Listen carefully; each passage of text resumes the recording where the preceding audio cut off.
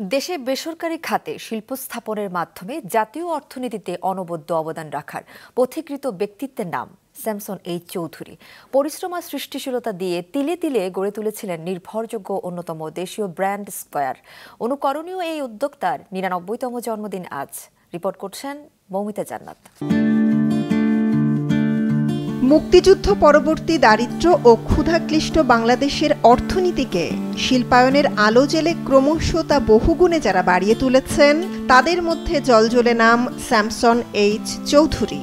সৃজনশীলতা, অধ্যাবসায় এবং সব ক্ষেত্রে নৈতিকতা বজায় রাখার মধ্য দিয়ে তৈরি করেছেন গুণগত মানের প্রশ্নে আপোষহীন দেশের বৃহৎ শিল্প প্রতিষ্ঠান স্কয়ার।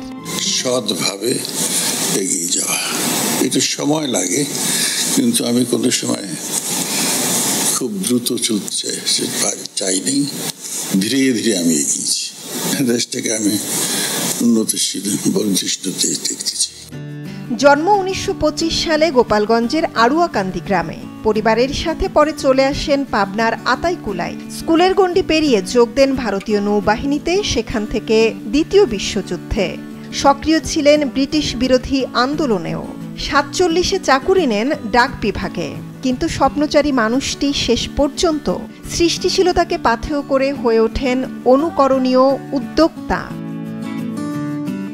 চিকিৎসক বাবার সন্তান স্যামসন এইচ চৌধুরী বেছে নিলেন ওষুধ শিল্পের চেনা জগৎ। প্রথমে সিরাপ তৈরির কারখানা, পরে ১৯৫৮ সালে আরও বড় পরিসরে গড়ে তোলেন স্কয়ার নামের ওষুধ তৈরির কারখানা। স্বল্প পুঁজি আর অল্প শ্রমিকের সেই কারখানায় দেশের ওষুধ শিল্পের বন্ধুর পথে রচনা করতে থাকে একের পর এক বিজয়ের গল্প।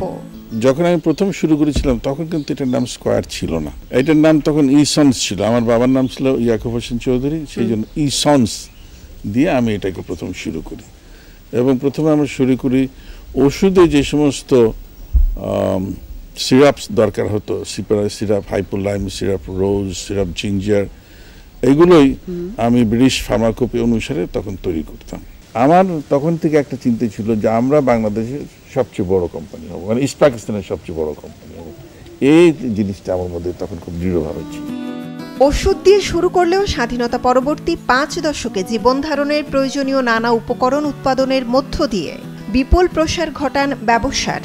গড়ে তোলেন বস্ত্র, ভোগ্যপণ্য, প্রসাধনী, কৃষিপণ্য, তথ্য প্রযুক্তি, স্বাস্থ্যসেবা, গণমাধ্যম, ব্যাংক, বিমা সহ ২ ডজনেরও বেশি প্রতিষ্ঠান। স্বচ্ছতা বজায় রেখে সামাজিক দায়বোধ সম্পন্ন ব্যবসা পরিচালনায় নেতৃত্ব দিয়েছেন ব্যবসায়ী সমাজকে।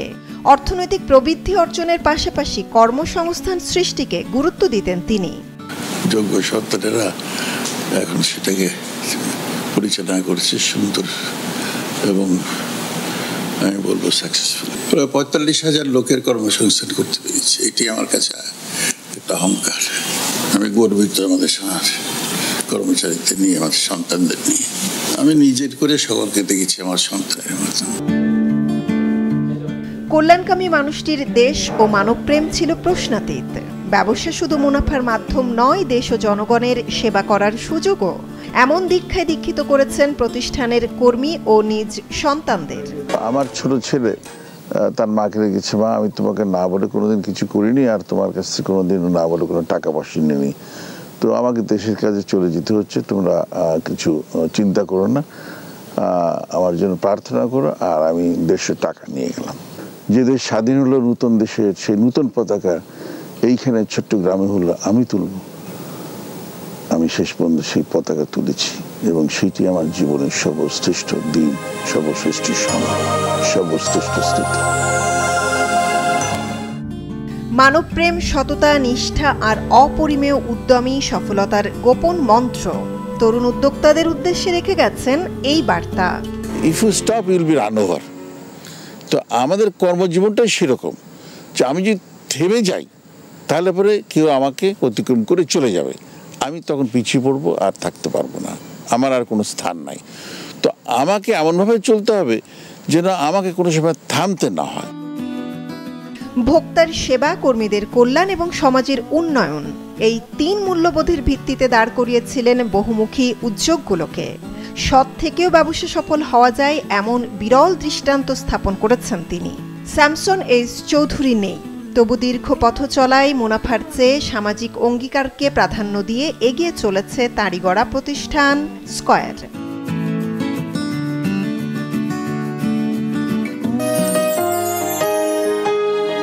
জন্মদিনে অশেষ শ্রদ্ধা ও ভালোবাসায় মাছরাঙা পরিবার স্মরণ করছে কিংবদন্তি শিল্পোদ্যোক্তা কর্মবীর এই মানুষটিকে।